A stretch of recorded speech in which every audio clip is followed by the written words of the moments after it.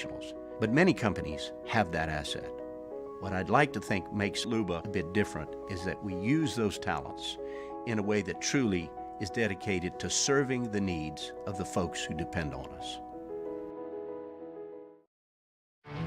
There it is, the extra mile, on the border of expected and extraordinary for those willing to go further, like vans customized for work or play, with safety and tech to keep you connected. Supported by a 5-star sales, service, and finance team. And backed by the 1-star you know. So go the extra mile. It's never crowded because so few have what it takes to go there. Mercedes-Benz Vans.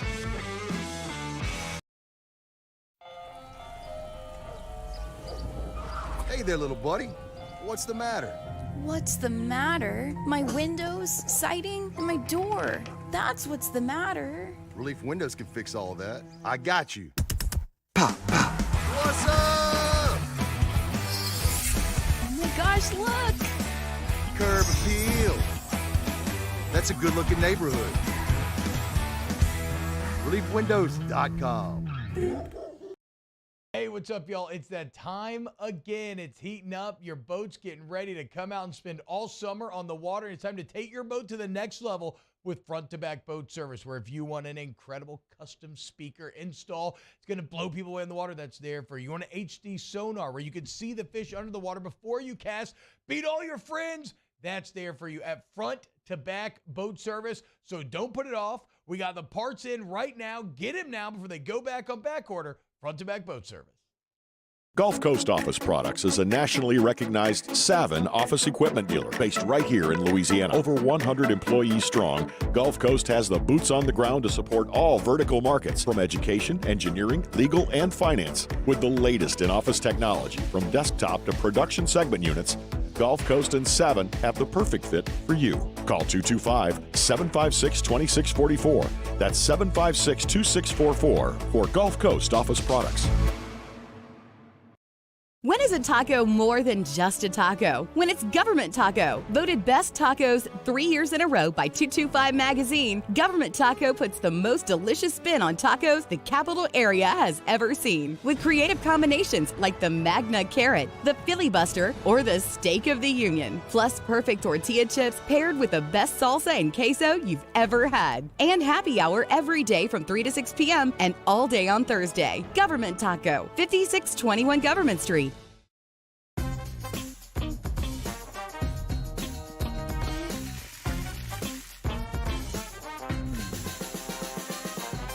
The best kept secret in town is out. Discover Tallulah at the Renaissance Hotel on Bluebonnet. Electricity is all around us, and our families depend on it every day. Join me, Jimmy Ott and Charles Henniger, for the Monday edition of Game Time. Game Time live from Fin Bomb, Sushi Burrito, Poke Ramen, Burbank and Lee. It's Game Time Monday, 6 to 8 p.m. on 104.5 ESPN Baton Rouge.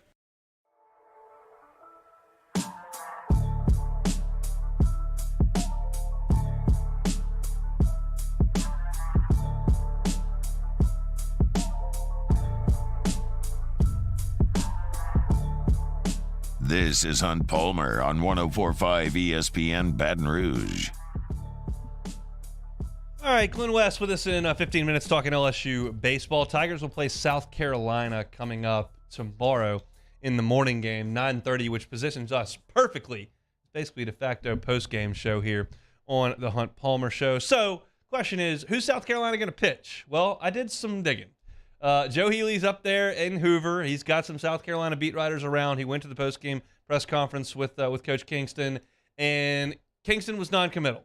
As you would expect, Jay Johnson said he's not going to announce his starting pitcher until tomorrow morning. I'm expecting Mark Kingston is going to do the same thing. So I got my detective hat on, and I just started looking around and said, all right, well, who makes sense as someone who may start for South Carolina? All right, so today you got an incredible performance from James Hick, as basically been a bullpen arm all year, and he worked into the seventh inning and was great.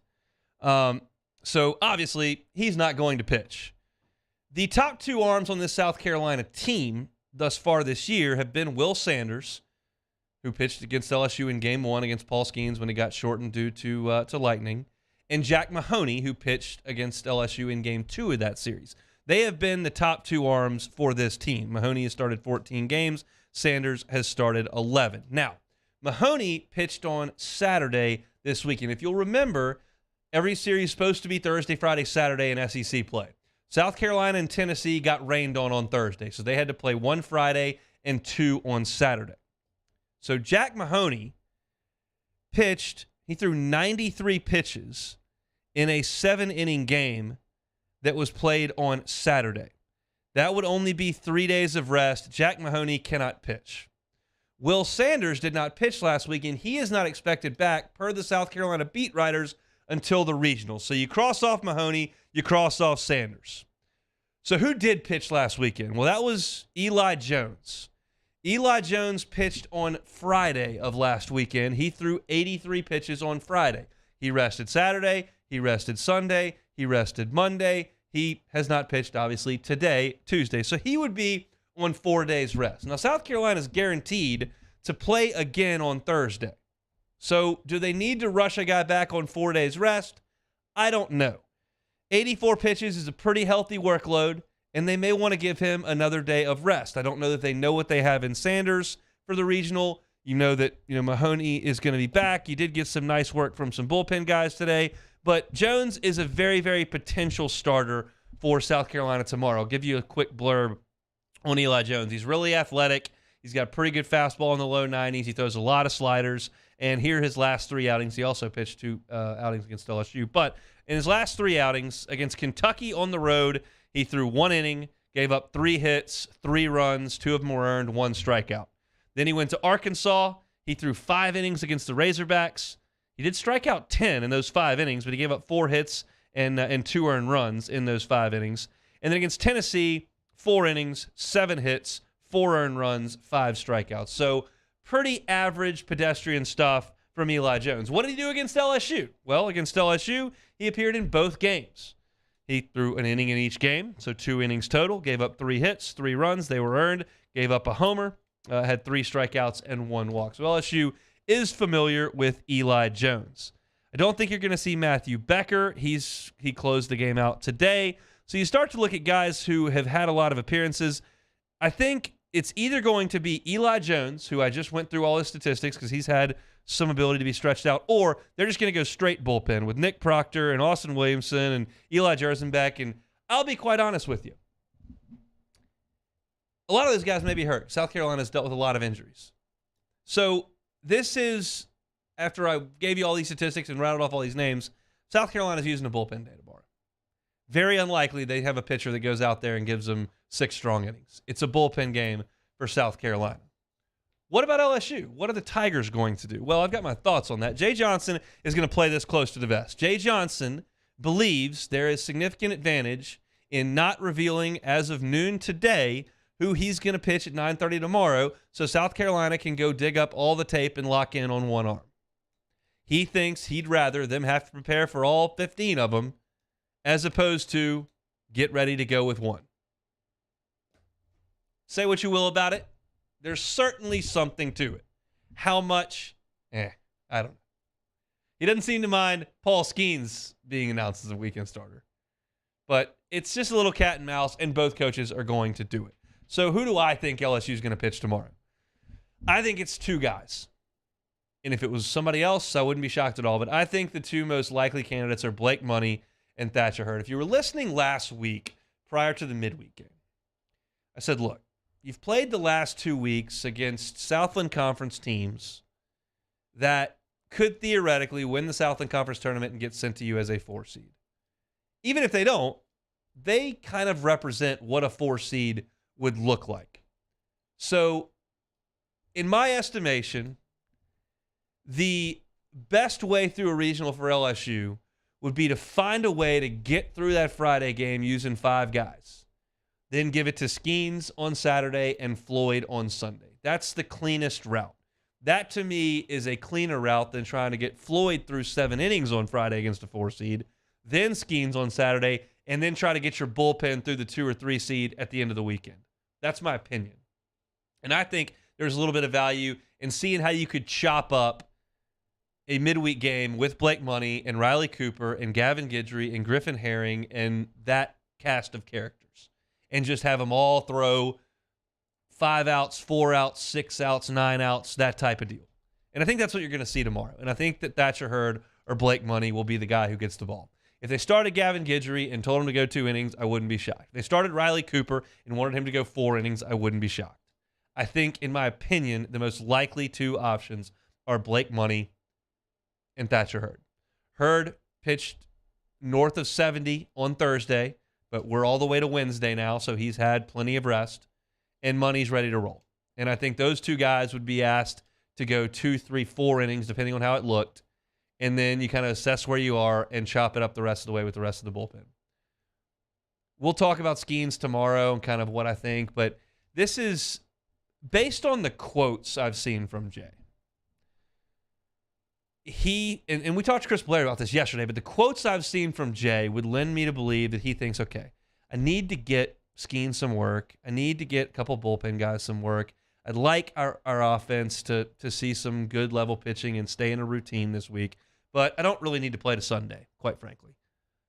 And I think if you told Jay, hey, you're going to lose the game to South Carolina, and then Skeens is going to get 90 pitches of work, and you'll win game 2, and then Floyd will get 90 pitches of work, and you lose a 4-3 game on Thursday.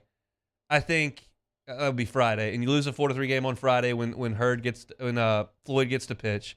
He'd say, okay, that's good.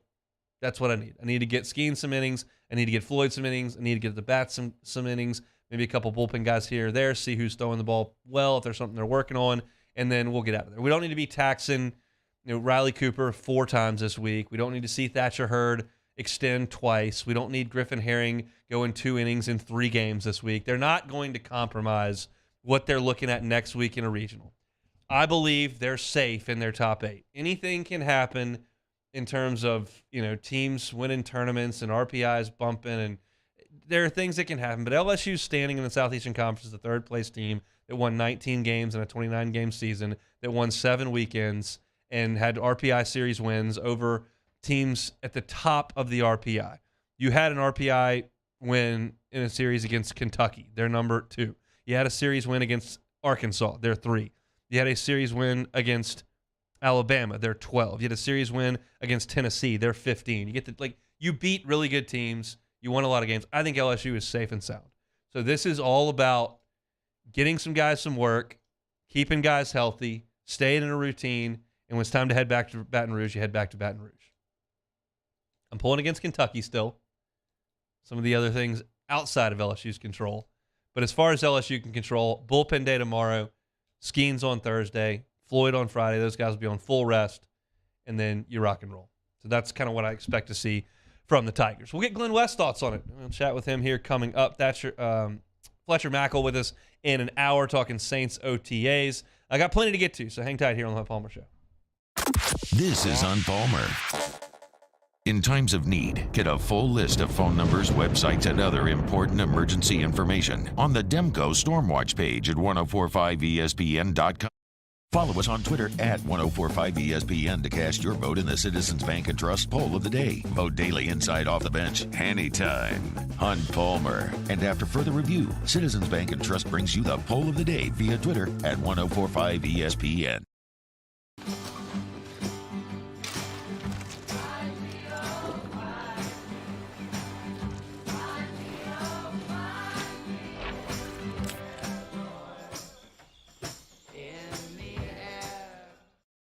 The world's leaders in obesity research, obesity medicine, and obesity science are right here. We're doing something that no one's ever done, or trying to answer a question that no one's ever asked before. Pennington is a real jewel when it comes to research. We are finding the solutions to the world's worst chronic disease, which is obesity. Louisiana needs Pennington Biomedical.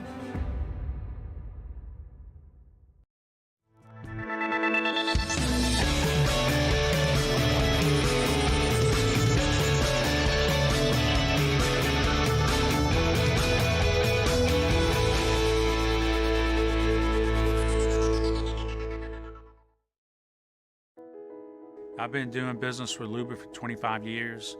They're dependable, trustworthy. It's just the attention to detail with our clients.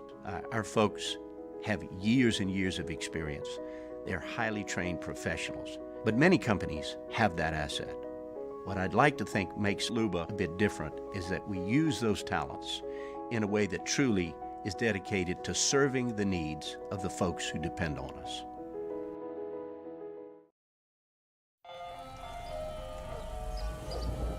Hey there, little buddy. What's the matter? What's the matter? My windows, siding, and my door. That's what's the matter. Relief Windows can fix all that. I got you. Pop, pop. What's up? Oh my gosh, look! Curb appeal. That's a good-looking neighborhood. ReliefWindows.com. Hey, what's up, y'all? It's that time again. It's heating up. Your boat's getting ready to come out and spend all summer on the water. It's time to take your boat to the next level with front-to-back boat service, where if you want an incredible custom speaker install, it's going to blow people away in the water, that's there for you. You want an HD sonar where you can see the fish under the water before you cast, beat all your friends, that's there for you at front-to-back boat service. So don't put it off. We got the parts in right now. Get them now before they go back on back order. Front-to-back boat service. Gulf Coast Office Products is a nationally recognized Savin office equipment dealer based right here in Louisiana. Over 100 employees strong, Gulf Coast has the boots on the ground to support all vertical markets from education, engineering, legal, and finance. With the latest in office technology from desktop to production segment units, Gulf Coast and Savin have the perfect fit for you.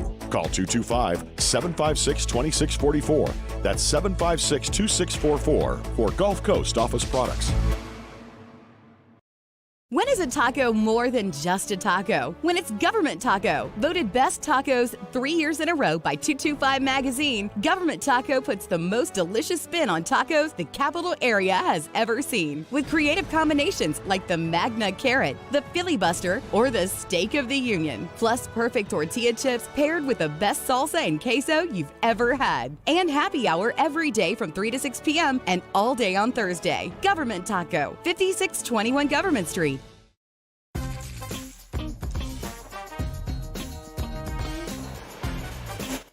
Henniger joined me and Jimmy out for our new show, Live at Lunch, starting 11 a.m. on Memorial Day. Can't shake this guy. Live at lunch, 11 to 1.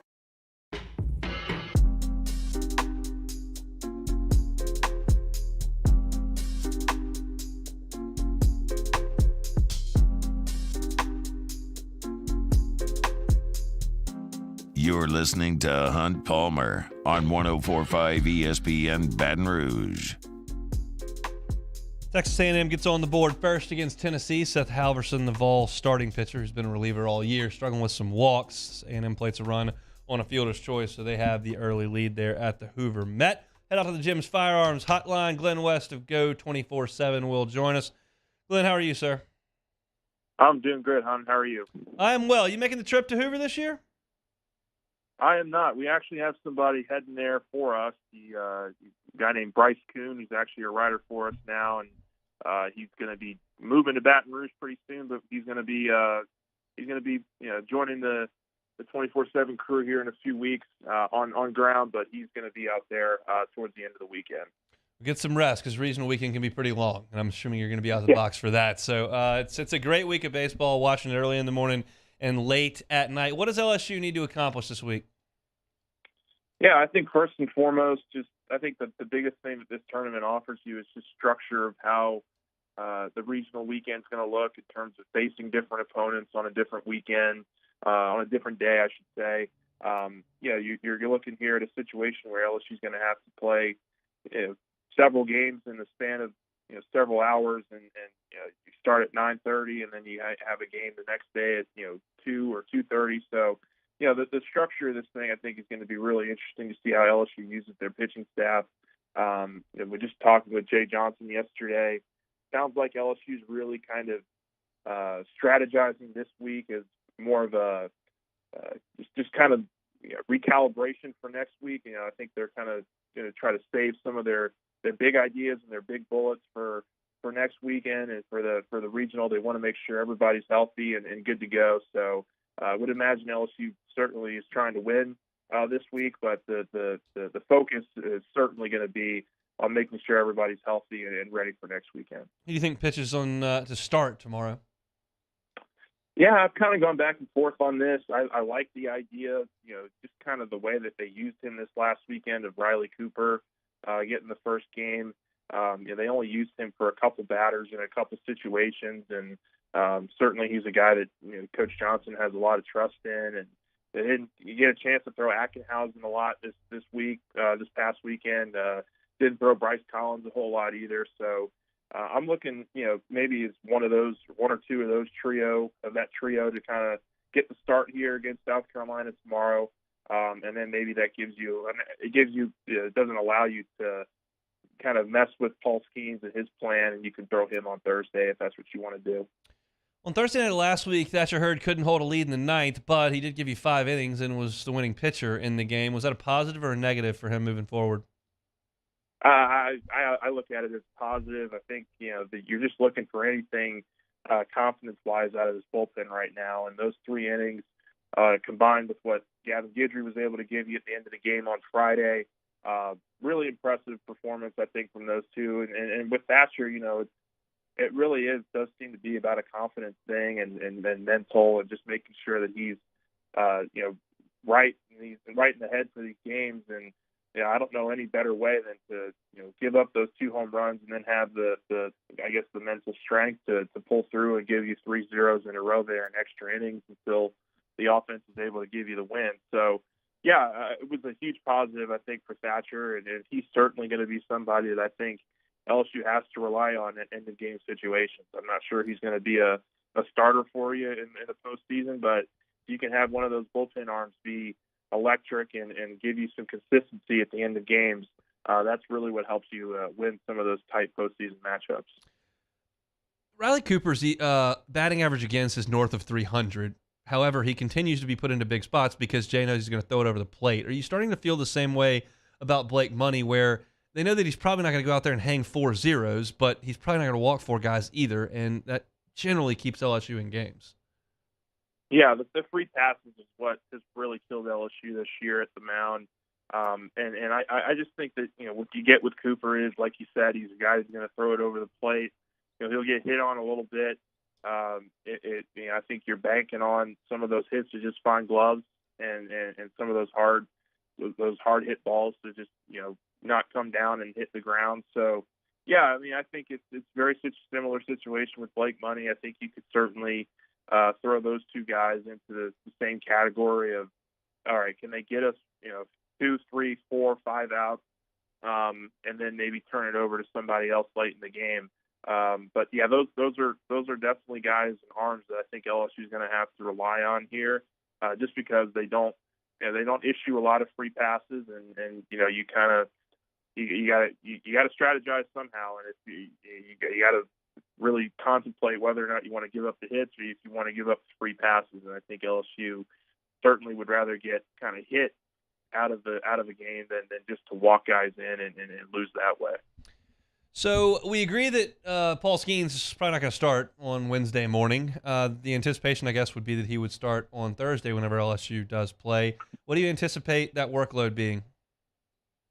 Yeah, I would imagine they keep him to around what he's been. I mean, I wouldn't expect him to go out there, and if he's at 100 pitches through 5 innings, for him to go out there for a 6th.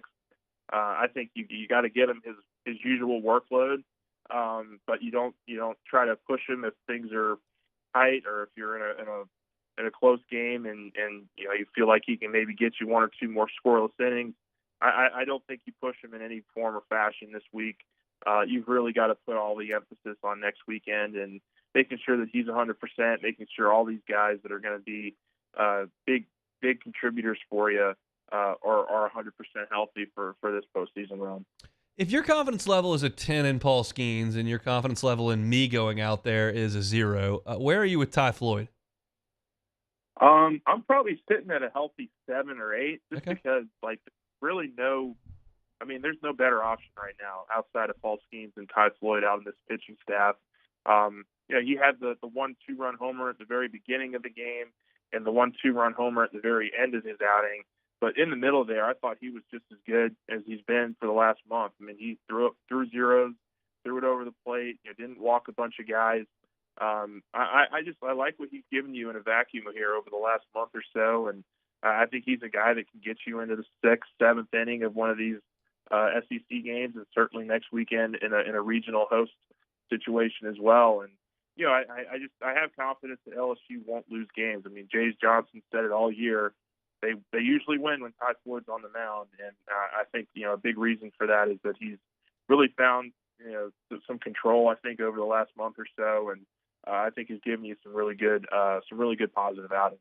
RBI single for the Aggies off Seth Halverson of Tennessee, 2-0 Texas A&M from Hoover. Glenn, offensively for LSU, do you think they found a little something with Josh Pearson in a hot hand? Is that something they want to continue this week, or is that just a thing that they did in Athens? Yeah, look, I think he's a guy that, his on-base percentage has been right around 400 all season. I've kind of been on the Josh Pearson train that he's given you some really good at-bats, and even though it hasn't always led to success during his season here, it does seem like he's always kind of in that 2-2, 3-2 count range and kind of driving up pitchers' pitch count a little bit, and just gives you really quality at-bats. I just really like what he gives you from an offensive perspective. He had a really big weekend this weekend against Georgia. Hopefully he can carry over into the SEC championship series and then in the regional and super regional. But guys emerging late in the season was a question that I had for Jay yesterday, and he certainly mentioned Pearson, but also Hayden Travinsky is a guy that I think LSU really likes in those spots. So I absolutely think you keep rolling with the hot hand. If LSU goes 0-2, are they a top 8 seed? Yes. I would be shocked if they weren't a top 8 seed regardless of what happens. I mean, they went 7-2-1 in their SEC series this year, and I think they beat 5 or 6 top 25 opponents in head-to-head matchups. And so you're finally getting that game 3 tomorrow against South Carolina too. So maybe you get a win there tomorrow against South Carolina. You could kind of pencil that in as another kind of win for LSU to beat those guys 2 out of 3 times. But yeah, I think LSU absolutely should be a top 8 seed regardless of what happens this week. We'll talk to you next Tuesday. We'll have LSU's regional set. Thanks, Glenn. All right. Thanks, guys. He's Glenn West, Go 24/7, does an awesome job covering the Tigers from a team perspective. Got great recruiting news over there at 24/7 as well, so check out those guys. Glenn with us each and every Tuesday, and we certainly do appreciate that. As I mentioned, Texas A&M has doubled their lead. It is 2-0 Aggies. They play on in the top of the 4th inning from Hoover. A&M really fighting to get in the NCAA field, even though I feel like they've got some wiggle room. Tennessee trying to do their best to get a host site, but right now, if this lead holds, which is very early, but if it does, man, is that just a nightmare of a 2 seed headed somewhere, probably on the East Coast, and that's just not what you want to see. Thankfully, Tennessee won't be coming to Baton Rouge, so I feel pretty good about that. Still plenty to get to here on the Hunt Palmer Show on this Tuesday. Appreciate you hanging out with us. I got my thoughts on LeBron's comments last night at the top of hour number 2. Also got some NFL to get to. Fletcher Mackel with Saints OTAs. Derek Carr met with the media today. Saw Foster Moreau out at OTAs, which is really, really interesting. Some thoughts on the first day of organized team activities down there with the black and gold. Fletcher Mackel of WDSU in Sharif Ishak's spot at 2:30. Come back with us on the Hunt Palmer Show. This is Hunt Palmer. Our listeners fire off their opinions on the jimsfirearms.net hotline at 499-1045. Keep listening for your next chance to shoot us your thoughts with the jimsfirearms.net hotline on 1045 ESPN Baton Rouge. Bayou Ford has $15,000 off plus 0.9% APR for 60 months on all new 22 Ford F-150 SCA trucks and incredible deals on all remaining 2022 inventory. All with Bayou's 1 million mile warranty. The crew at Bayou Ford is going to do right by you. When is a taco more than just a taco? When it's Government Taco. Voted best tacos 3 years in a row by 225 Magazine, Government Taco puts the most delicious spin on tacos the capital area has ever seen. With creative combinations like the Magna Carrot, the Filibuster, or the Steak of the Union. Plus perfect tortilla chips paired with the best salsa and queso you've ever had. And happy hour every day from 3 to 6 p.m. and all day on Thursday. Government Taco, 5621 Government Street. The importance of doing this fortified program and offering it to people down here is number one, the only real chance you're going to get to do this is when you put on a new roof or build new. And through companies like HUDCO, who's kind of leading the way in this thing, it's going to offer the customers a huge advantage in the insurance market and the price of their insurance. You know, we're not looking to make a fortune off fortifying. We're trying to give you a better product than our competitor at the moment. I'm trying to do something that he can. I'm trying to give you something better. So a lot of these insurance shops, you're getting a re-roof, you're only paying your deductible. Let's sit down and talk about the fortified and let's see what it does to your insurance premium. You're getting a steal. Yeah. You're getting a brand new roof and a fortified certificate for your deductible, essentially. And I think we're rocking and rolling.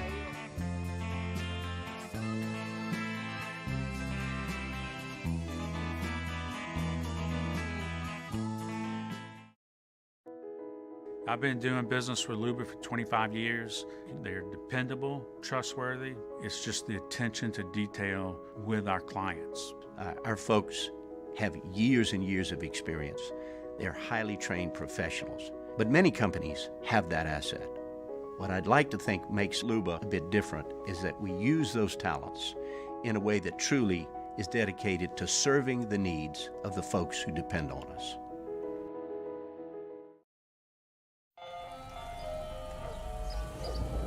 Hey there, little buddy. What's the matter? What's the matter? My windows, siding, and my door. That's what's the matter. Relief Windows can fix all that. I got you. Pop, pop. What's up? Oh my gosh, look! Curb appeal. That's a good-looking neighborhood.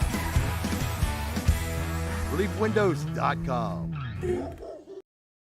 Hey, it's Matt Musso. Join me Monday through Friday for your daily update on LSU baseball with Musso at the Box, presented by New Orleans Flooring, wherever you get your podcast, Apple, Spotify, Google, and check out New Orleans Flooring. 2 locations, Metairie and Prairieville, or NOLAFlooring.com.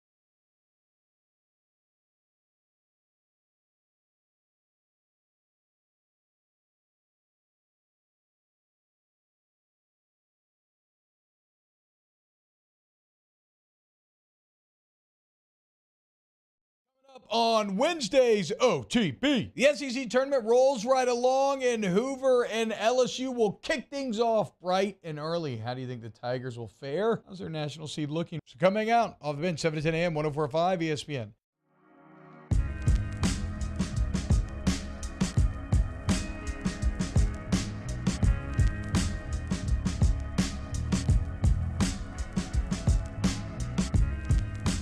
This is Hunt Palmer on 104.5 ESPN Baton Rouge. I think there's a pretty sizable portion of our listenership that played sports as youths. I think there's a sizable portion of our listening audience that has youth sports children. And for me, at least, growing up, Myers hadn't gotten to sports age yet. He's not 2, but I recall vividly that there were Saturdays where I had like a soccer game in the morning and then a basketball game at 3. Like that was pretty common practice. Even for me, like in high school in the summer, I remember we played summer league. Every game was at Airline High School. And then I was also playing American Legion baseball.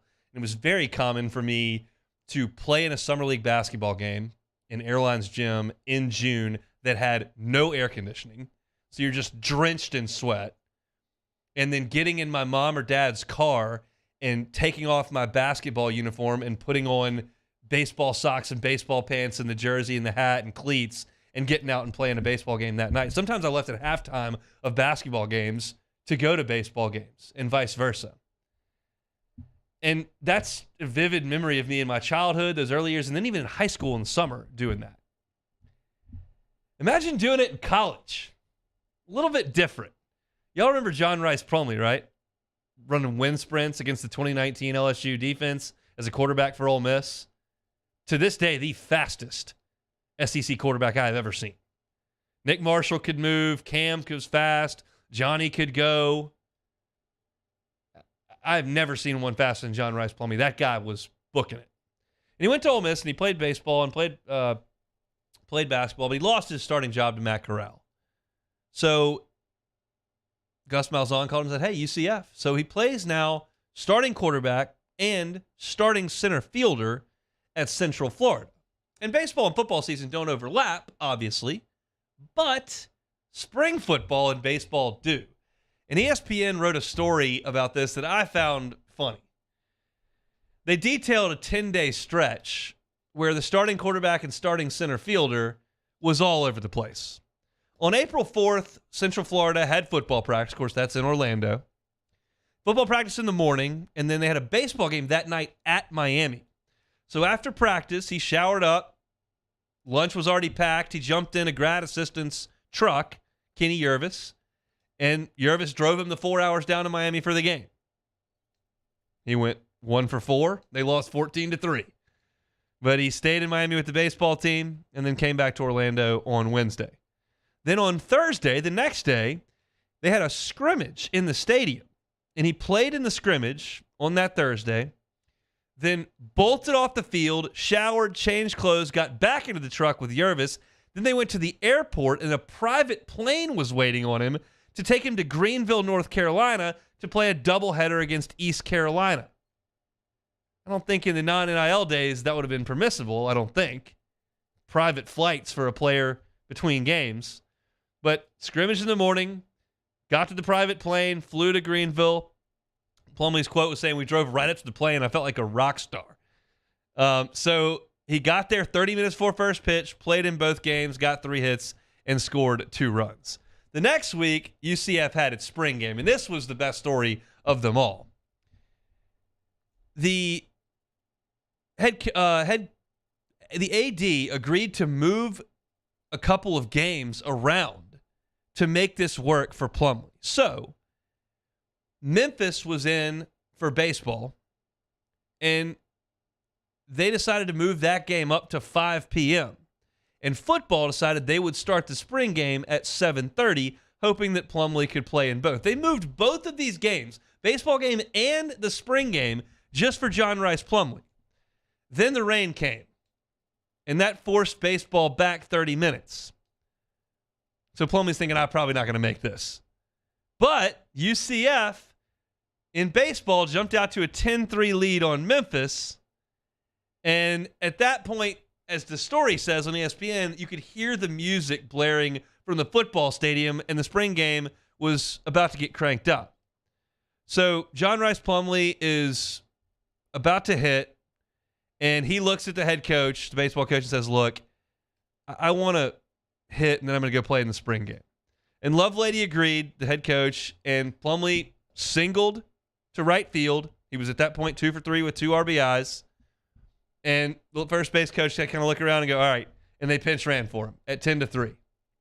And he went and played in the spring game. There's a great video by the UCF social media team of him bolting through the dugout, jumping on a golf cart. They take him right to the football stadium. He takes his cleats off, gets the baseball uniform on, and goes out there and throws a couple of passing touchdowns in the spring game. Now, this is a cool story. But with the scar tissue I'm wearing from Mississippi State coming back from a 9-run lead to beat LSU just 2 weeks ago, and I got my starting center fielder who's already got 2 hits on the day, leaving at 10-3 in the 7th to go play in a fake game, I'm feeling a little iffy about that if I'm a fan, if I'm a teammate. It worked out. They won the game. Plumlee played great in the spring game, and that's all well and dandy, and football pays all the bills, and football does this, and football does that. I'm just saying, one of those games counted and one didn't. So if we were going to move the games, couldn't we have moved the spring game to noon and let John Rice Plumlee play in that and then go out and play baseball? But again, football rules the roost, so they get the primetime spring game. But just reading this story, as Beck's got the golf cart fired up here on the video stream of John Rice Plumlee heading over to the football stadium during a baseball game. It just brought back memories of me of playing multiple sports and trying to get from this game to another one. And shout out to all the parents out there that are doing that every single weekend. It just doesn't happen all that often in college. And I guess when it does, it involves golf carts and private planes and assistant coaches making 4-hour drives. All day in the life of a student athlete. John Rice Plumlee, still the fastest SEC quarterback I've ever seen, and two-sport guy that's making it work over at Central Florida. I thought that was a cool story. I wanted to finish off hour number one with that. If you missed any of hour number one, you can catch it on demand, 1045ESPN.com's on-demand tab, Apple Podcasts, Spotify, YouTube, Google Podcast as well. Talked about what's at stake in Hoover today. Right now, I think that Tennessee is fighting for their lives as a host, and A&M is trying to play their way into the field. Talked about LSU's matchup with South Carolina. Glenn West joined us. Catch all that on demand. Hour 2 is coming at you. I talk about LeBron's comments last night. We'll talk Saints OTAs with Freshman Mackle. Plenty to get to here on this Tuesday. Come back with us on the Hunt Palmer Show.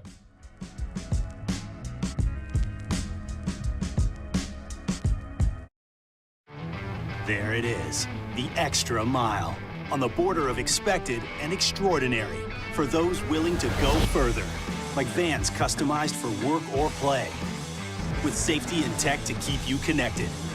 Supported by a 5-star sales, service, and finance team. And backed by the 1-star you know. So go the extra mile. It's never crowded because so few have what it takes to go there. Mercedes-Benz Vans. Follow us on Twitter at 1045ESPN to cast your vote in the Citizens Bank and Trust Poll of the Day. Vote daily inside Off the Bench, anytime. Hunt Palmer. And after further review, Citizens Bank and Trust brings you the Poll of the Day via Twitter at 1045ESPN. Turn my music high, high, high, high. Yeah. You don't know what you're doing. Sure I do. I'm from the streets where the hood can swallow on me. Bullets will follow on me. There's so much that you could run the slalom. And cops comb this top to bottom. They say that we are prone to violence, but it's home sweet home. Where personalities clash and chrome meets chrome. Prices up and down like this Wall Street. Hey, what's up, y'all? It's that time again. It's heating up. Your boat's getting ready to come out and spend all summer on the water. It's time to take your boat to the next level with front-to-back boat service, where if you want an incredible custom speaker install, it's going to blow people away in the water, that's there for you. You want an HD sonar where you can see the fish under the water before you cast, beat all your friends, that's there for you at front-to-back boat service. So don't put it off. We got the parts in right now. Get them now before they go back on back order. Front-to-back boat service. Gulf Coast Office Products is a nationally recognized Savin office equipment dealer based right here in Louisiana. Over 100 employees strong, Gulf Coast has the boots on the ground to support all vertical markets from education, engineering, legal, and finance. With the latest in office technology from desktop to production segment units, Gulf Coast and Savin have the perfect fit for you. Call 225-756-2644. That's 756-2644 for Gulf Coast Office Products.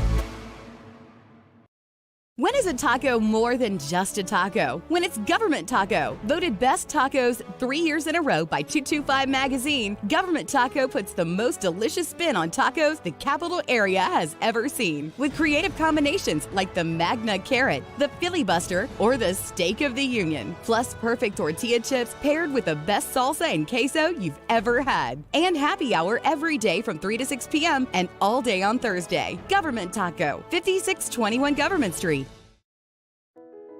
I've been doing business with Luba for 25 years. They're dependable, trustworthy. It's just the attention to detail with our clients. Our folks have years and years of experience. They're highly trained professionals, but many companies have that asset. What I'd like to think makes Luba a bit different is that we use those talents in a way that truly is dedicated to serving the needs of the folks who depend on us.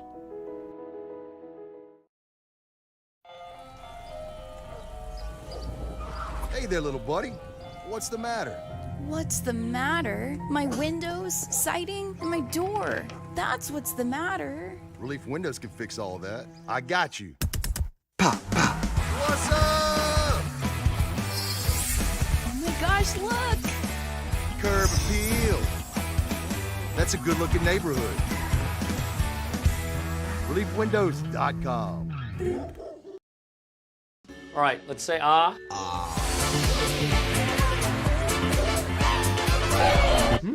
Where'd my spotlight go? Super weird, but we can take care of it. Get in and get better at Patient Plus.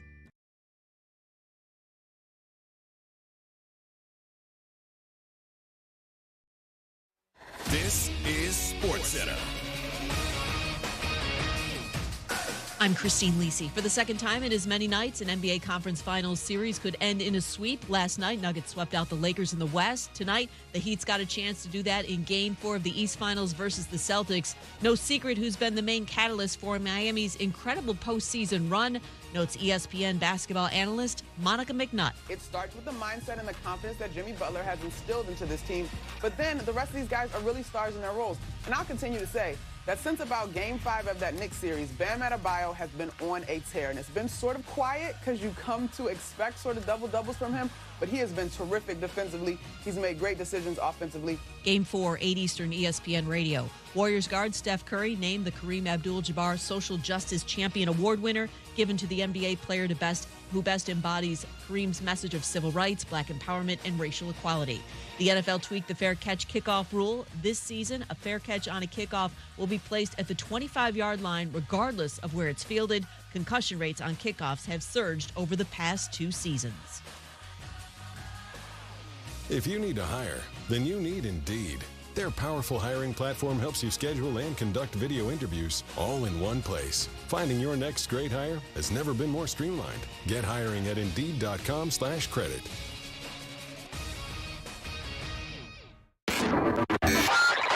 Now, Hunt Palmer on 104.5 ESPN Baton Rouge. Holding down the middle of the day. Live from the Mercedes-Benz of Baton Rouge studios.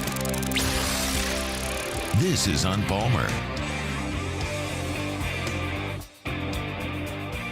Hour number 2 on this Tuesday.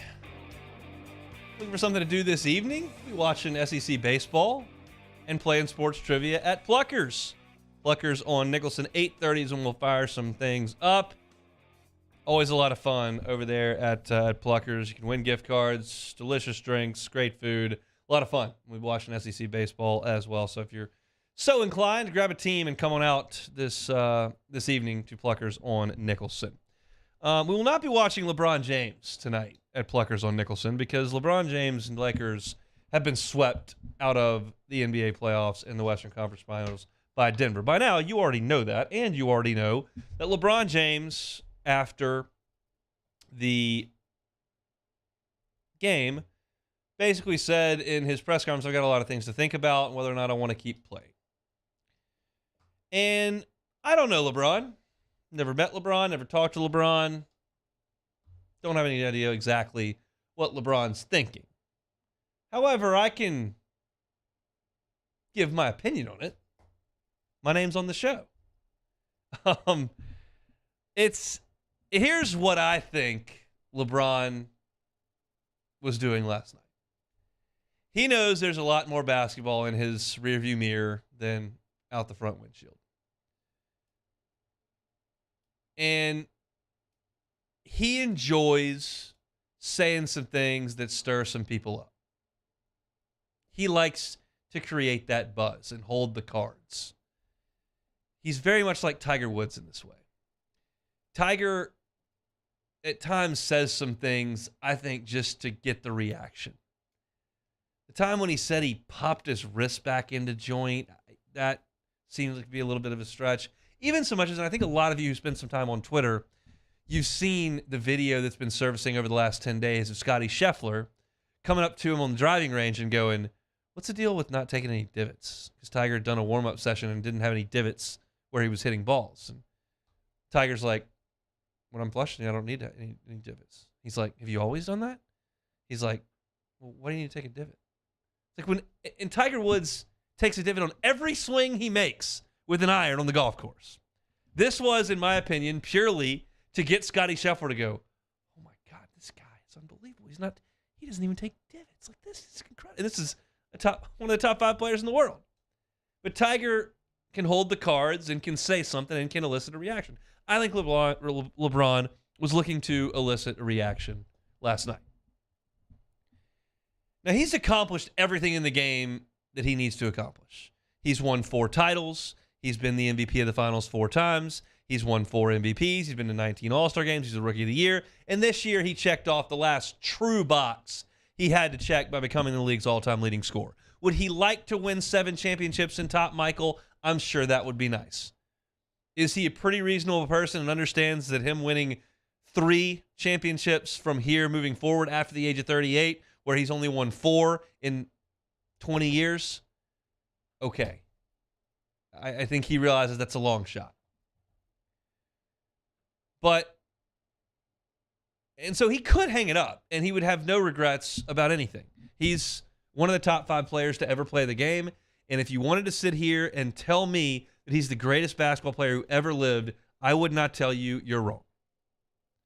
There would be some people who would go nuts and point to Jordan and the 6-0 record in the finals and all that kind of stuff, and I'm not here to tell you either one of those is wrong. I don't have a firm stance on that. But it's inarguable that he's top 5. If you say he's not top 5, you just hate the guy. So that's neither here nor there. So he could hang it up. I don't think he will. He's got Kyrie flying around, sitting courtside at all these things, and he's looking at this going, okay, I still got plenty in the tank to do the things I need to do. I don't have to be the LeBron I was in Cleveland the first time or even the second time, where I had to put every single player in the entire organization, along with whatever coach was there at that time, and the GM and the fan base, and the entire city all on my back and carry him to the finish line. You don't have to do that anymore. You got Anthony Davis to do that. They need one more guy to score. And I think he thinks we got this far with just me and AD. Not that Austin Reeves wasn't playing very well, but you get the point when I have to bring up Austin Reeves. I think he thinks that he can make another run at it. And that's the biggest motivation for him at this point. And then if you want to toss in heaping the world of pressure on Bronny to make it 1 year and into the NBA and ready to play in the NBA, which almost no one can do, then maybe he wants to do that in his 40s. But this guy is eaten up by basketball. He is obsessed with winning. And yeah, the fuse is burning short here. It's about done. But I'd be shocked if he came off a postseason where he was flirting with triple-doubles every night and his team got to the conference final with 2 players, that he would just say, you know what, that's it. And I did make the Tiger comp, and maybe there's something to that. Maybe LeBron is not comfortable with the fact that there are probably 10 guys in the league who are better players than him at this point. Y'all know I'm not Mr. NBA here, but there are guys you would want on your team, I would think, over LeBron James at this point. Jokic was pretty good the last couple of nights. And so maybe, because Tiger's not going to go out there and play the Masters when he's 61, like Jack did, like Arnie did, like Watson did. I mean, Larry Mize and Sandy Lyle just got finished playing this year. Tiger's not doing that. Once he feels like he's not capable of winning the tournament, he's not going to play. And maybe Tiger's got that in him. Maybe he says, look, I was the best player in the world for 15 years. I'm not anymore. And it's time to ride off. Maybe I'm making the comparisons to Tiger owning the room and creating the buzz and holding the cards. Maybe there's something to that too. But I think if you made me etch something in stone as to what we're going to see here, I would tell you that LeBron will play GM again. He will find a way to pull the strings and get Kyrie to Los Angeles, and he will play a couple more years. And he will try to hold out for Bronny. But again, that to me seems so ridiculous. There are so few guys who can show up, play a year of college, and then go play in the NBA. It's so small.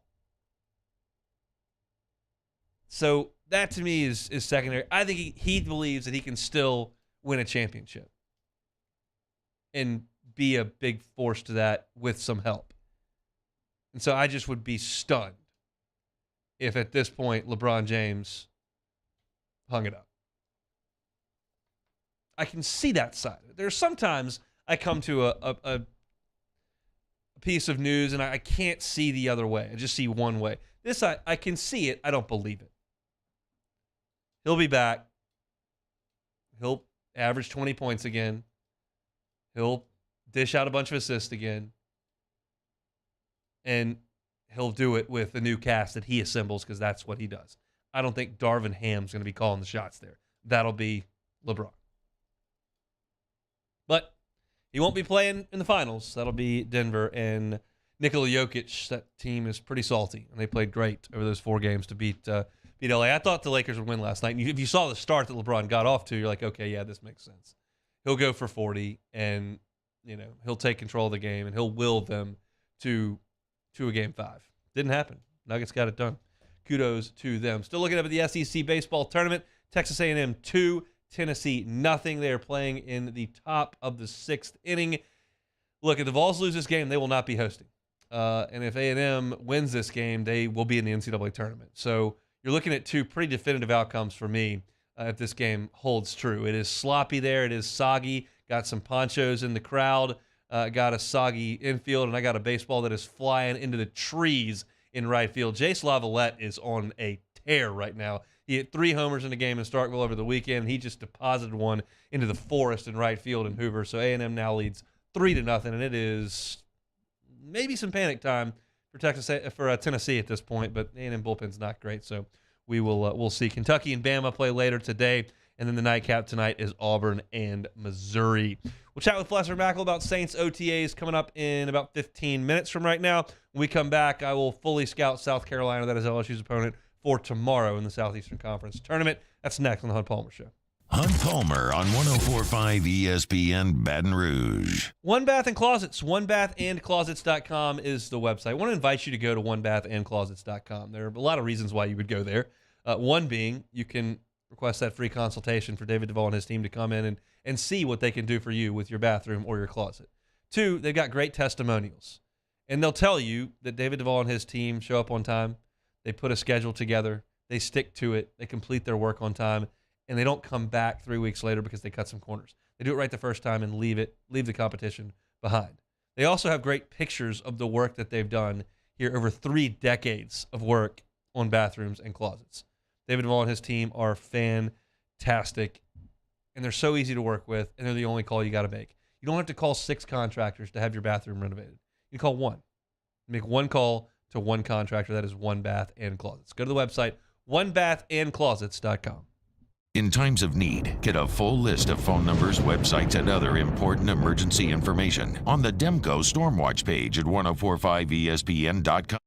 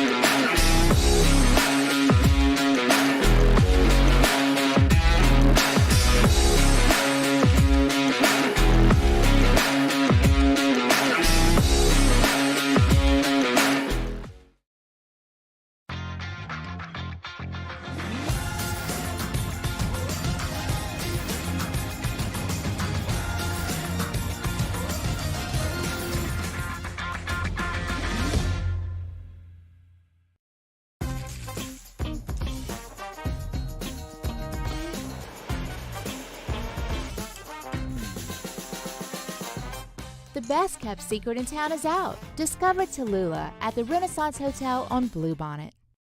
Hey, what's up, y'all? It's that time again. It's heating up. Your boat's getting ready to come out and spend all summer on the water. It's time to take your boat to the next level with front-to-back boat service, where if you want an incredible custom speaker install, it's going to blow people away in the water, that's there for you. You want an HD sonar where you can see the fish under the water before you cast, beat all your friends, that's there for you at Front back-to-back boat service. So don't put it off. We got the parts in right now. Get him now before they go back on back order. Front-to-back boat service. Gulf Coast Office Products is a nationally recognized Savin office equipment dealer based right here in Louisiana. Over 100 employees strong, Gulf Coast has the boots on the ground to support all vertical markets from education, engineering, legal, and finance. With the latest in office technology from desktop to production segment units, Gulf Coast and Savin have the perfect fit for you. Call 225-756-2644. That's 756-2644 for Gulf Coast Office Products. When is a taco more than just a taco? When it's Government Taco. Voted best tacos 3 years in a row by 225 Magazine, Government Taco puts the most delicious spin on tacos the capital area has ever seen. With creative combinations like the Magna Carrot, the Filibuster, or the Steak of the Union. Plus perfect tortilla chips paired with the best salsa and queso you've ever had. And happy hour every day from 3 to 6 p.m. and all day on Thursday. Government Taco, 5621 Government Street. I've been doing business with Luba for 25 years. They're dependable. Charles Hannigrove, join us for the Wednesday edition of Hanny Time. We'll be companioning along with LSU in South Carolina. Scott Rabelais from The Advocate joins us, and we do first class, second class, no class. Hanny Time, noon weekdays, 104.5 ESPN Baton Rouge.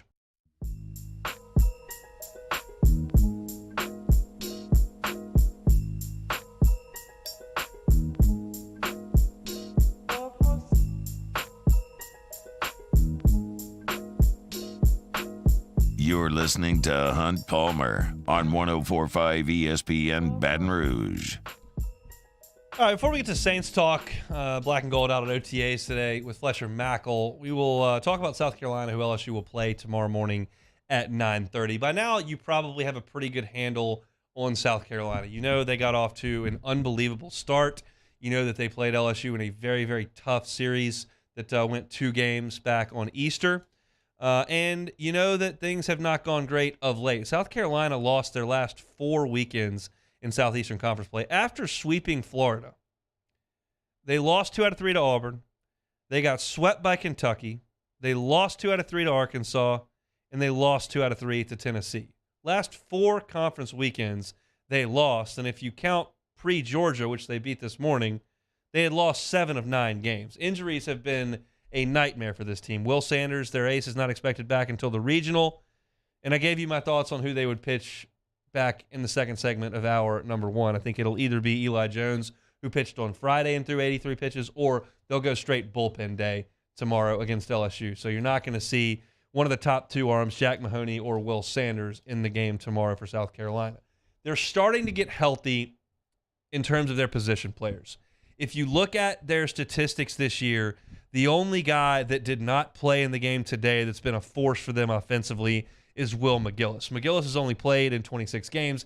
He's been out for a month, and he wasn't in the lineup today. He had 10 home runs early in the season, and he's out. So that's really the only guy they're missing. You know Ethan Petrie at this point. The guy had a phenomenal freshman year, 379 on the season. He has 21 home runs to this point. Cole Messina has been phenomenal for them. He was in the lineup today. He's got 17 home runs and hitting 317. Braylon Wimmer is hitting 293 with 12 homers. He was in the lineup today. Gavin Casas, who's been great, he's hitting 263 with 19 home runs. He was in the lineup today. So they have most of their thump in their lineup ready to roll outside of McGillis. In fact, they've got all of it outside of McGillis. The hero in today's game, wildly enough, was Will Tippett. Will Tippett was in the lineup today and hasn't been a ton all year, hitting 176 entering the game. He had 3 hits, including a 2 RBI triple, and pretty much put the game out of reach for South Carolina today. And that's a guy who has been a pathetic hitter all year for him and had a big day. And that happens in Hoover. They also handed the ball today to a guy who hasn't been super awesome this year in James Hicks, and he has been a reliever. I mean, the guy started 3 games all year. He started today and got him through 6 innings. And that's what it takes in Hoover to make a run. And you've got to have guys that haven't been great step up. Sure, your lineup, your guys that you have in there each and every day are going to have to swing the bat, but you're going to have somebody down the line get a big hit. You're going to have some guys who haven't logged huge innings log huge innings, and I use air quotes for how big an SEC tournament inning can be. Depends on the team and the situation. But this South Carolina team has most of its thump back. However, they've slipped, as you would predict, when a team loses its last 4 series. They don't have the force in the offense statistically that they had when LSU went to Columbia, and quite frankly that they showed off when LSU was in Columbia. Petrie crushed that ball off Skeens into the left field seats, and they hit a bunch of home runs. They hit when LSU went up there. Their batting average is down to 11th in the conference at 275. And incidentally, LSU leads the conference in batting average. Their slugging percentage is down to 5th in the league. They were up with LSU in Florida for a long time.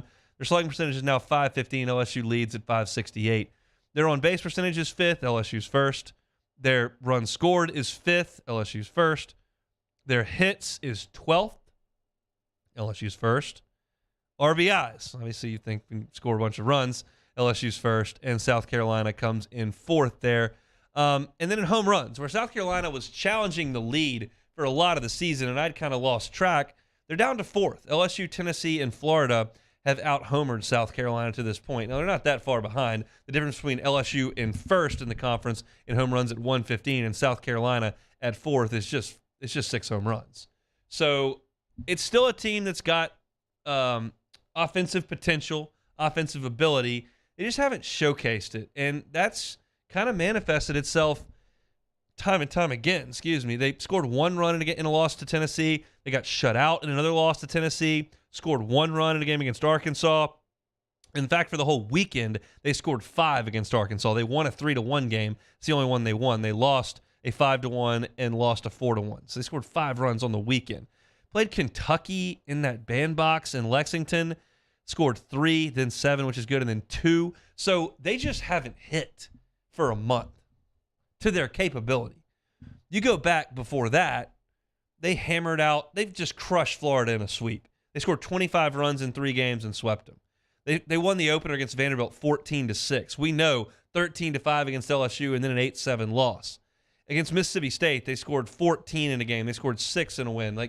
That's what they had been most of the season, is this team that was bashing home runs, really offensive. Petrie leading the charge. Cassis was great. McGillis was awesome. Messina was great. And they were a force. You'll remember, I did power rankings, and I picked South Carolina as number 1 in the league at this point. And Joe Healy came on the next day from D1 Baseball's SEC Extra team, covering the league.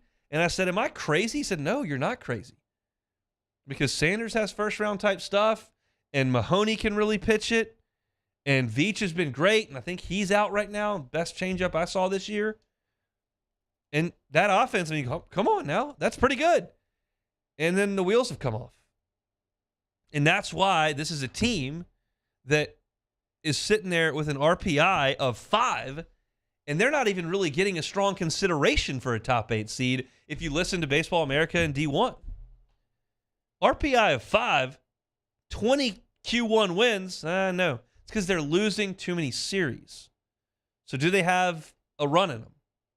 They were really good today. They got a great outing from a bullpen arm and then another bullpen arm. They shut out Georgia, and they hit to the tune of 9 runs. And I think a lot of people consider the Hoover Met like a very pitcher-friendly ballpark, and it was at one time. You had the BB Core bats, and it's pretty cavernous out there, and it was really tough to swing the bats in Hoover as of 5, 6, 7, 8, 9, 10 years ago. It's not really anymore. The ball flies, there are home runs. It's a little more offensive than it was. So I expect some runs tomorrow between LSU and South Carolina. You're going to see a bullpen day from LSU, and I think a bullpen day from South Carolina. I think it's going to take 7 or 8 runs to win tomorrow. And that's really the case most days in college baseball. It's pretty rare that teams shut teams down in college baseball these days. A lot of teams score a lot of runs. We've done a lot of research on that. We've done a lot of segments on that, right? But I expect LSU and South Carolina tomorrow to get into an offensive game. And LSU's offense has been better than South Carolina's offense for a month. Now, South Carolina swung it good today. They faced Jaden Woods, who'd been real rusty, hadn't pitched in a month for Georgia. Kind of a good prospect, left-handed, throws hard, but they scored 9 runs. But I expect an offensive game tomorrow, and LSU's offense is better. I would say South Carolina's arms maybe a little bit better, depending on who they go to. But buckle up. And if you were listening in the first hour, I kind of laid out where I think LSU sits, and I think they're in great shape. Win 7 conference weekends. You got quadrant 1 wins. You got the RPI in your favor. I think LSU's fine. Just got to go out there and play. I'm pulling for LSU very hard tomorrow for a number of reasons, not the least of which is what I mentioned yesterday, where if they win, I get to listen to the game all the way up to Shreveport at 4:30 on Thursday. That's my goal. Going to have an 18-month-old in the car. I need baseball to drown him out probably. So we'll see. But LSU and South Carolina tomorrow at 9:30, assuming they get all the baseball in today. And right now, as I look up, and A&M's got that 3-0 lead, it looks like the rain has subsided a little bit. I don't think it's done. Still looking at some ponchos and some hoods up, but it doesn't look quite as bad as it did earlier today. They've been dodging showers all morning over in Hoover, and right now it looks like things look a little bit better. And supposedly the evening's supposed to be good.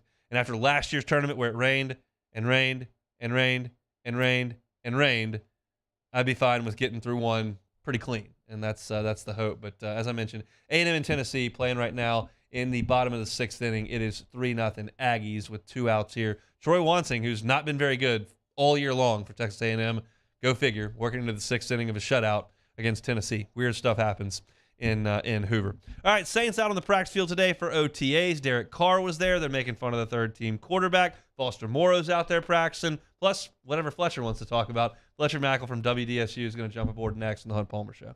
Hunt Palmer on 104.5 ESPN Baton Rouge. LWCC is Louisiana Loyal. They are elevating and celebrating champions of Louisiana, and we're so proud to tell you about Acadian Companies. Acadian is grounded in its people and the culture right here in South Louisiana. It was founded in 1971 by a duo who recognized the need for local emergency medical support, and Acadian quickly established themselves as an early industry trailblazer. Of course, Acadian Ambulance takes care of us at times of crisis, but they also do some great things for our community. One of the Acadian Company's initiatives is Hometown Heroes. They partner with local high schools, and they train and prepare students for a career as a licensed EMT, and that provides a career path for young people to make a difference, not only in our state, but in their lives. And that's what makes Acadian one of the many things that makes them a champion of Louisiana. If you know a champion, go to lwcc.com/champions. You can check out the champions we've told you about. You can also nominate a champion of Louisiana like Acadian Companies so that we can tell their story right here. Acadian Companies, a champion of Louisiana. LWCC is Louisiana Loyal. Our listeners fire off their opinions on the jimsfirearms.net hotline at 499-1045. Keep listening for your next chance to shoot us your thoughts with the jimsfirearms.net hotline on 104.5 ESPN Baton Rouge. Hey, what's up, y'all? It's that time again. It's heating up. Your boat's getting ready to come out and spend all summer on the water. It's time to take your boat to the next level with front-to-back boat service, where if you want an incredible custom speaker install, it's going to blow people away in the water, that's there for you. You want an HD sonar where you can see the fish under the water before you cast, beat all your friends, that's there for you at front-to-back boat service. So don't put it off. We got the parts in right now. Get them now before they go back on back order. Front-to-back boat service. Hello, Samantha, dear, I hope you're feeling fine. And it won't be long until I'm with you all the time. But until then, I spend my money up right down on my last dime. Come on, live Baton Rouge.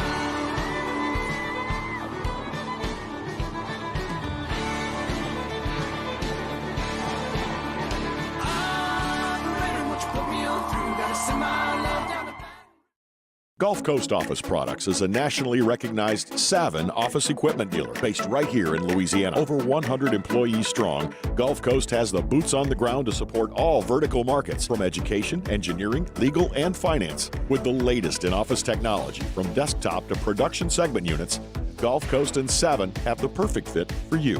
Call 225-756-2644.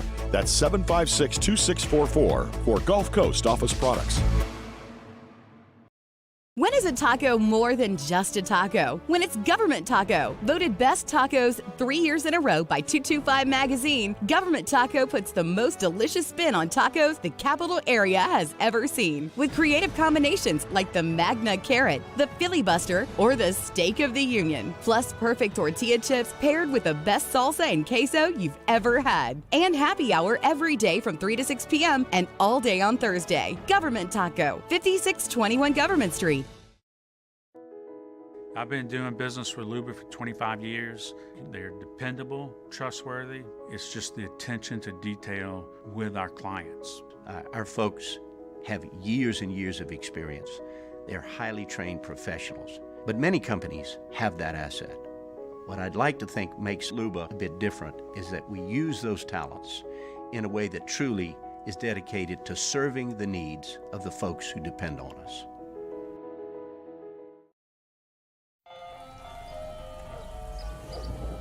Hey there, little buddy. What's the matter? What's the matter? My windows, siding, and my door. That's what's the matter. Relief Windows can fix all of that. I got you. Pop, pop. What's up? Oh my gosh, look! Curb appeal. That's a good-looking neighborhood. Matt Moscona inviting you to join us for Tuesday's AFR. The SEC baseball tournament underway. We'll know LSU's opponents. We'll start to break down the matchups. Join us for Tuesday's AFR, 3 to 6, 104.5 ESPN Baton Rouge.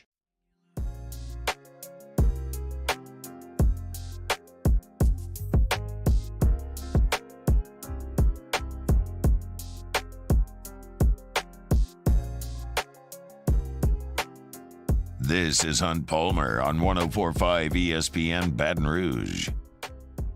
It's always football season. The NFL makes it that way. Super Bowl's over. Okay. Get into draft prep, mini camp, OTAs, free agents. Before you know it, training camp's here. They stay in there. Got the schedule release. It's always football season. And the Saints got into some OTAs today. Fletcher Mackel filling in for our guy Sharif Ishak down at WDSU joins us now on the Jim's Firearms Hotline. Fletcher, thanks for the time. How are you? I'm doing well. Thanks for having me. Happy to help Sharif out on his off day. He said, he rarely ever talks about his personal life. So when he said he had some life stuff to take care of, I thought, okay, that's like a first in a decade. So he's usually always talking sports and living sports. He's our guy. We love chatting with him on Tuesday, but we appreciate you giving us some time here. What was the turnout like at Saints OTA as far as the players are concerned? Just about full participation?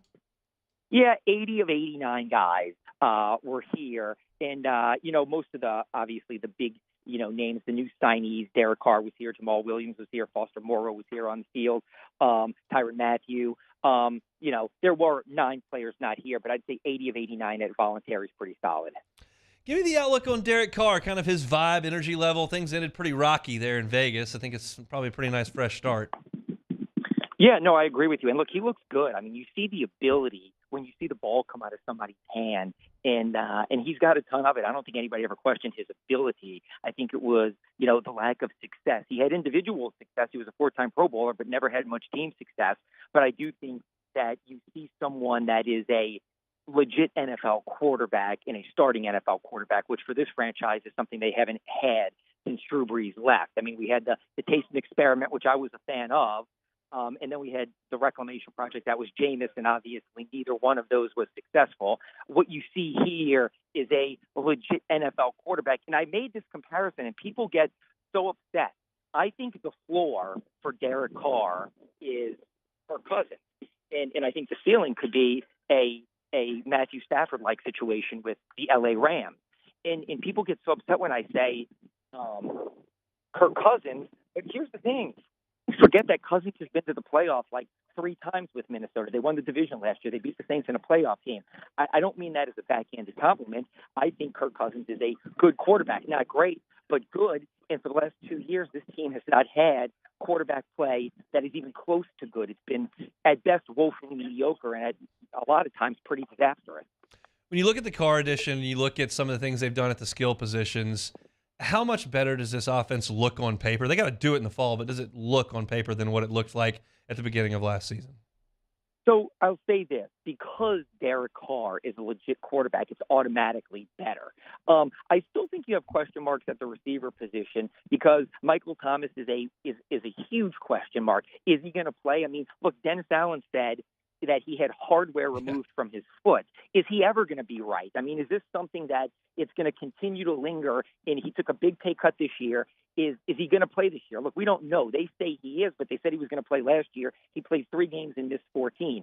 I think Chris Olave's got a lot of great potential. Rashid Shaheed was a nice story last year, but I still think, I look at the weapons Carr has, and I say, sure, it should be better one because a healthy offensive line and Derek Carr and Jamal Williams is a nice addition at running back, and Kamara's still here, and there's still nice pieces here. But I think the biggest reason why this offense should be better is a real quarterback operating the offense, and on top of that, the Saints. Look, the NFC is so much weaker than the AFC, and the NFC South is the worst in the NFC. So just on paper, the Saints look like a legit contender. I can make an argument that they're probably the 4th to 6th best team in the NFC just because the AFC is so much stronger. But I do think, getting back to your original question, of the offense will be better because you have a real starting NFL quarterback. Whether you think he's top 10 or 10 through 20, he is a legit starting quarterback in the NFL, and they just haven't had that here. I mean, they played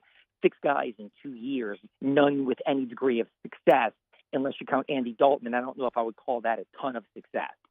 I wouldn't either. Fletcher Mackel is our guest at Fletcher WDSU on Twitter. You mentioned they're a healthy offensive line. What's the update on Trevor Penning and Cesar Ruiz, who have been battling some injuries? Yeah, they're still recovering. They were out there today, but didn't do much. Dennis Allen, says they're on pace to be full goes for training camp, both recovering from foot issues, and they've got them penciled in. So, again, if they're healthy, look, Eric McCoy, before his injury, was a top 10 center in the NFL and got a huge payday because of it.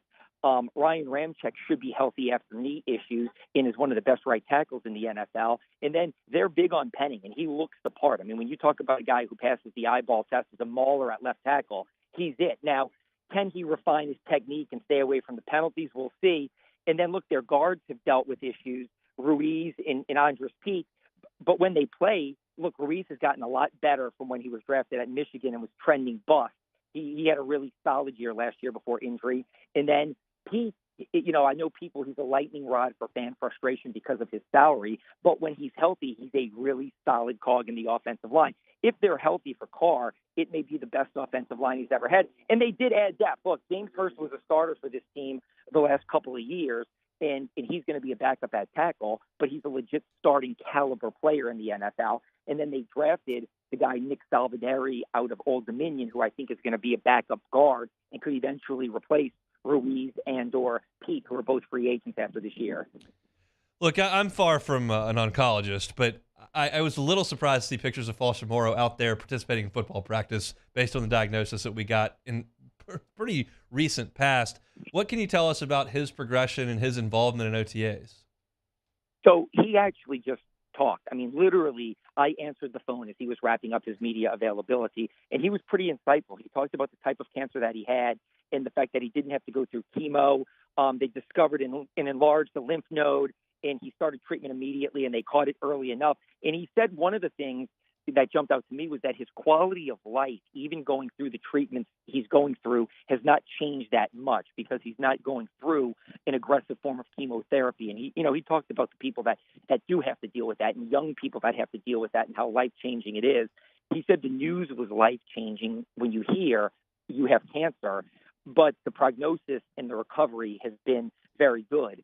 So he said from a physical standpoint, he has had very little to no difference because it was detected early enough, and the treatment and recovery that he's going through isn't as invasive as people who've had more aggressive forms of cancer treatment. That's just phenomenal to hear, and I think it's a great fit with the Saints and with this offense and with the quarterback that he played with. Do you agree? Oh, I think it's great. Yeah, and look, here's the thing. Foster Moreau, again, I talked about Kirk Cousins, and, we live in a world right now where everybody wants, you're a superstar or you're a bust. And, I hate to say that sometimes things are so polarizing, it's got to be one extreme or the other, and I'm more of a middle-of-the-path person. I think Foster Moreau is a really, really solid starting tight end in the league. He can put his hand in the dirt and line up and run block for you. He can run routes, and they're crisp, and he's an underrated receiver.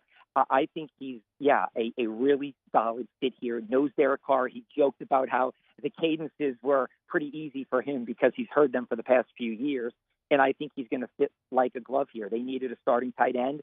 Adam Troutman kind of fell out of favor a little bit, and he's going to be their guy, no doubt about it. And then they have, like Juwan Johnson, who's more of a supersized wide receiver that moves to tight end, and then a gadget player like Taysom Hill. So I certainly think they've got a solid room there.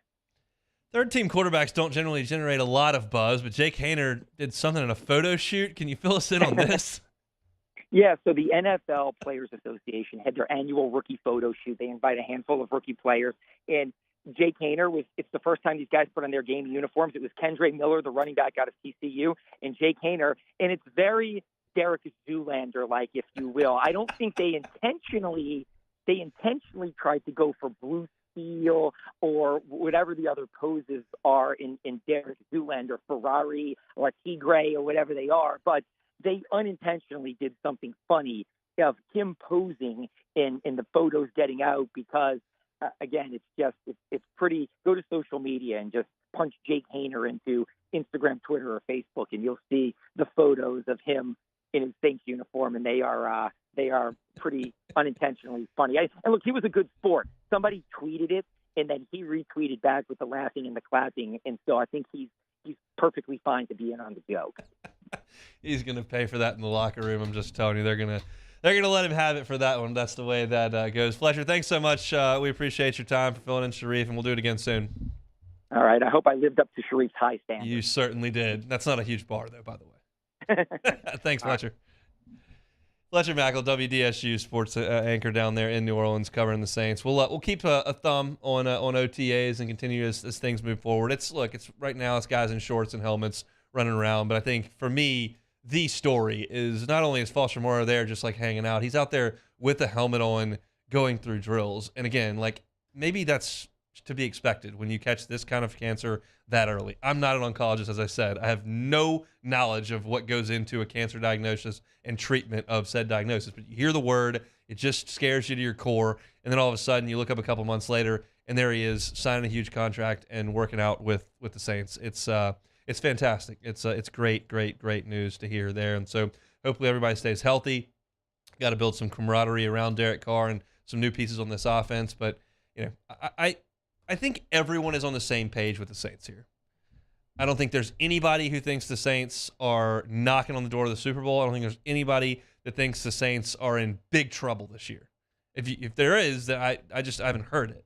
I think everybody's right on the fence with this. Looks like a competent team with an easy schedule, a pathetic division, and an opportunity, if a couple breaks go your way in the fall, to win 9, 10, 11 games and make the playoffs and see what happens when you get there. That's kind of what it feels like for everybody. I don't think there are a lot of people who think they're going to win 4 games. I don't think there's a lot of people that think they're going to win 15. I just think you're middling. And some would say that's not a great place to be because you're not going to draft really high and you're not going to win a Super Bowl, and you're kind of always working towards that Super Bowl. But I think it's going to make things more interesting in the fall than if they were 4-13. We'll see. Appreciate Fletcher for jumping aboard. Texas A&M continues to hit. They got 2 more on here in the 8th inning. Troy Wansing is through 7 shutout innings. I will look it up in the break and see what his best outing of the year is, but it isn't even close to this, I'll tell you that. You've had 2 guys, one for South Carolina and one for A&M, go out there and throw shutouts deep into games when they really were not expected to do so. That's just kind of what happens when you get to Hoover. The weather still doesn't look great. Looks kind of either real muggy or just straight raining. It's raining. It's just raining still in Hoover. But A&M is 6 outs away from ending Tennessee's run in the SEC tournament and solidifying themselves in the field of 64. So we'll get you updated as we move forward. We got one more segment to go right here on the Hunt Palmer Show. This is Hunt Palmer. In times of need, get a full list of phone numbers, websites, and other important emergency information on the Demco Stormwatch page at 1045ESPN.com.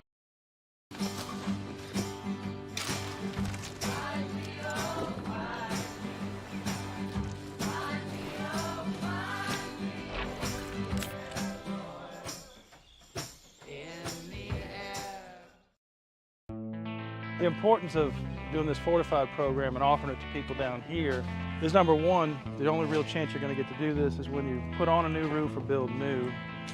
And through companies like HUDCO, who's kind of leading the way in this thing, it's going to offer the customers a huge advantage in the insurance market and the price of their insurance. You know, we're not looking to make a fortune off fortifying. We're trying to give you a better product than our competitor at the moment. I'm trying to do something that he can. I'm trying to give you something better. So a lot of these insurance jobs, you're getting a re-roof, you're only paying your deductible. Let's sit down and talk about the fortified and let's see what it does to your insurance premium. You're getting a steal. Yeah. You're getting a brand new roof and a fortified certificate for your deductible, essentially. And I think we're rocking and rolling.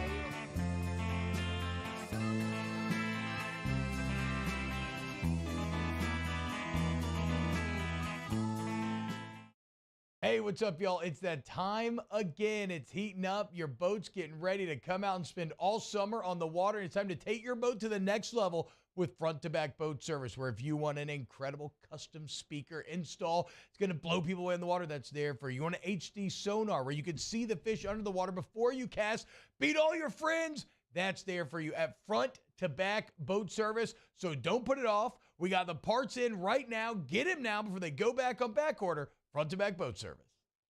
Gulf Coast Office Products is a nationally recognized Savin office equipment dealer based right here in Louisiana. Over 100 employees strong, Gulf Coast has the boots on the ground to support all vertical markets, from education, engineering, legal, and finance. With the latest in office technology, from desktop to production segment units, Gulf Coast and Savin have the perfect fit for you. Call 225-756-2644. That's 756-2644 for Gulf Coast Office Products.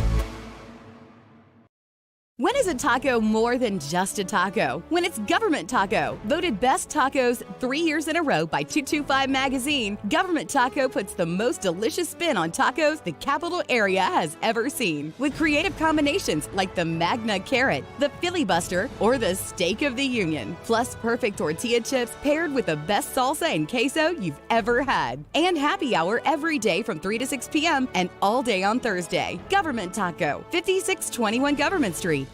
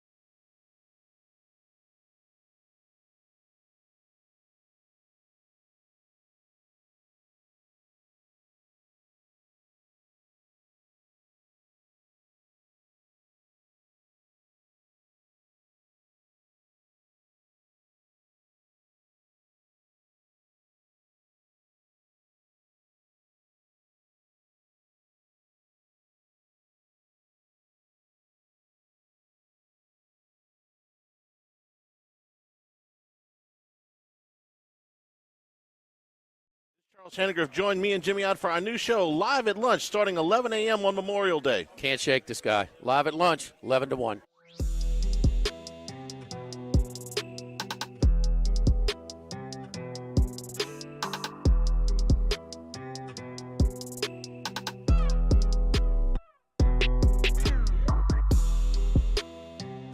You're listening to Hunt Palmer on 104.5 ESPN Baton Rouge. I told you I'd look up Troy Wansing's season for you because I knew you were all anxious to hear about what Troy Wansing's best outing of the season was. Probably half of you don't even know who Troy Wansing is because you weren't listening 5 minutes ago or don't care. But he's A&M's starting pitcher today who is working into the 8th with a shutout of Tennessee. And yeah, this is by far his longest outing of the year. His longest outing previous was 6 innings. He's already completed 7, and he's up into the 8th. He's only thrown 85 pitches. He threw 6 innings against Kentucky and gave up 5 earned runs on 9 hits. He threw 6 innings against Northern Kentucky and gave up 1 run on 4 hits. So best outing since Northern Kentucky. This is a guy who walked 6 guys before he got 9 outs against LSU. 6 walks against LSU before he completed 3 innings. Arkansas lit him up for 5 earned runs in 3 innings. Against Florida, he walked 4 guys and gave up 3 hits in 3 2/3. Alabama, he was unable to complete an inning. He gave up 2 hits and a walk. Yeah, this is significantly his best outing of the season, and it comes at a perfect time for the Aggies. I don't think A&M can play itself to a 2 seed, so after this one, it's probably all gravy for them. But they needed to get this one to feel better. I think they were fine. They need to get this one to feel better, and they're in a good spot right now. It's 3-0 in the bottom of the 8th inning over in Hoover. All right, take it or leave it, Jacob Beck. Starting off here this week, former Denver Nuggets, Carmelo Anthony retired. Yep. And the Nuggets made the NBA Finals in the back of Nikola Jokic. Yep. Both of them were 15 in Denver. Yep. The Nuggets will have to pick one to retire. Take it or leave it. I'll leave that. You can put the same number in the rafters twice. I don't know.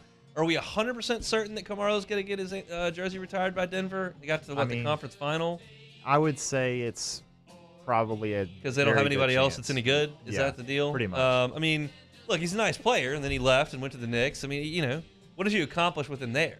It's like Anthony Davis is awesome for the Pels. You going to hang his jersey in the rafters? They're not apples to apples, but that's just kind of what I'm saying. Jokic winning a couple of MVPs, and if they win the finals this year and they get a title, it's a no-brainer. But if you want to honor both of them, just put the same number up there twice. That's fine. Yeah, I would agree. The SEC tournament trip. Take it or leave it. I'll take it. Not for everybody, because obviously if you play on Tuesday, I'm talking about as a spectator here, you could be one and done and then head on back, and it's a pretty long drive for some of us in Louisiana to get to Birmingham. But if LSU gets to the Wednesday games and you know that you're going to at least get 2 games, it's good. It's cheaper than Omaha. If you're going to get a couple of home regionals, you can drive to Birmingham. They don't try to gouge you too bad on hotel prices like you can get hurt in Omaha. And tickets are affordable, and you can kind of do Birmingham. It's a good trip. It's the Hoover Met does a good job. They've got area for you to tailgate in the parking lots. LSU fans kind of set some tents up out there. And if you love baseball and you want to watch something that's not LSU, that's certainly a prerogative as well. They start at 9 in the morning and they finish up at midnight. So there's a lot of baseball. It can be done at a little bit better budget than Omaha, and it's a little lower stress. But it's tough because you don't know how long you're going to be there. That's the iffy part. So I was lucky enough to do it twice when I was working and covering LSU. I thoroughly enjoyed my time there, and I would suggest any of you that would like to go see the Tigers out of town and don't want to make that Omaha commitment, Hoover's a really good second thing. The C's will take on the Heat tonight. Yep. Will they They will salvage a game tonight. Take it or leave it. I'll leave it. Fine. They can't guard Butler. They look overmatched at times. It's bizarre because the Celtics should be much the better team in this series. With the talent that they've got, they should be the better team, and they have not been the better team really at any point in this series. I mean, it's just been consistently like the Heat are like a snowplow. It all moving in one direction. There's just no slowing it down or stopping it. And the Celtics just have wilted late in games. Jimmy has been awesome. The Celtics have not. And I mean, Tatum, some of these travelings he's picking up late in games and indecision with the ball, just at that point in the game, the NBA kind of defaults to, all right, who's your best player? And you got Jokic last night throwing in fall-away threes and getting to the rim and making ridiculous passes and creating shot opportunities and making his. And you got the Celtics guys traveling and turning the ball over. So I think the Heat will just finish it off. I was wrong last night. I thought the Lakers would win. Yeah. Maybe I'll be wrong again. Yeah, I think everyone assumed there's no way the Lakers are getting swept. And there's no way the Celtics are getting swept. Well, it looks like that's going to happen. Last one here. 2023 PGA champ Brooks Koepka was at the Florida Panthers playoff game last night. Yep. It's a quick turnaround for him. But anyway, Panthers winger after the game, Brady Tkachuk, was seen chugging beer out of the Wanamaker trophy. Beer and trophies. Take it or leave it. You got to take it. I mean, you got to take that. That's great. I mean, look, it's a big win for the Panthers to go up 3-0. That's a spot where you can kind of celebrate. And, Brooks is apparently a big Panthers fan. I didn't know that until this week, but they interviewed him Saturday after his round. And, what are you going to do to get ready for Sunday? Obviously, it didn't go great at Augusta. And he said, I'll just go watch the Peas game, meaning the Panthers. And he's a Palm Beach, Florida native, and the Panthers are down there. And he's obviously a big fan. And he booked it down there in the private plane, got up in the in the suite and then hit up the locker room afterwards. So getting kind of carte blanche, whatever he wants to do when he wins the Wanamaker. But yeah, got some cold pops, and the hockey players want to get after it, which they've been known to do from time to time. I enjoy when like athletes from other sports celebrate the other team. Like you get like offensive linemen going to a hockey game or something, and they're like chugging beers in the suite that the owner gave them or whatever. I'm in for that. That's all good and fun. And Brooks, you earn it. You go out there and win. He's got to go play Live this weekend. I don't know where they are, but he's got to go play it. But I'm assuming he probably won't get a couple practice rounds in before that tournament. That doesn't matter to anyone ever. So he'll be in Florida until he's got to go up there and tee it up wherever he's got to go for Live. But that'll do it for Take It or Leave It here on this Tuesday. We'll be out at Pluckers tonight, Nicholson location, 8:30 sports trivia. It's always a lot of fun. We'll have the SEC tournament on. We'll be playing sports trivia. You can win gift cards, delicious cold drinks, great food. It's always a lot of fun. So 8:30 Nicholson location. Come check us out. Very excited for tomorrow's show. Just one of those cool weeks of the year where morning show, OTB, will lead you right up to first pitch of baseball at 9:30. And then it should end somewhere in the neighborhood of noon. And Handy will be on, and he'll be talking about it. And then we'll be on, we'll be talking about it, and we'll be able to react to what LSU's doing the next day as well. So very much looking forward to tomorrow's show as LSU will play South Carolina at 9:30 tomorrow morning. If you missed any of today's show, catch it on demand, 1045ESPN.com. Apple Podcasts, Spotify, Google, YouTube. It is all right there. Thanks to Glenn West for jumping aboard talking LSU baseball. Thanks to Fletcher Mackel for coming on and talking black and gold. Jimmy Ott's Game Time tonight from 6 to 8. Matt's about to drive you home on After Further Review. See you tomorrow, same time, same place. The Hunt Palmer Show. There it is, the extra mile, on the border of expected and extraordinary. For those